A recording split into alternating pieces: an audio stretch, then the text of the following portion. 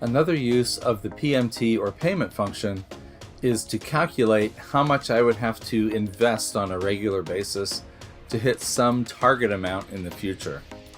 Let's do that.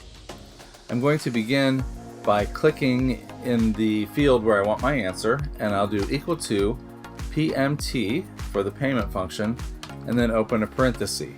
The first thing it wants is the interest rate, but that's an annual rate, and we need a rate per period or a rate per payment. So I'll divide that by the number of payments per year, then a comma.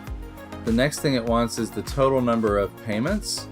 I'll click on the number of years and multiply that times the payments per year, comma. The next thing it wants is the present value. This is the amount that's in the account when we begin, and I'm starting with 0, so I'll click on the 0 and hit a comma. And the last thing it wants is our target amount or our future value, so I'll click on our $1 million, and then I'll close my parenthesis and hit enter.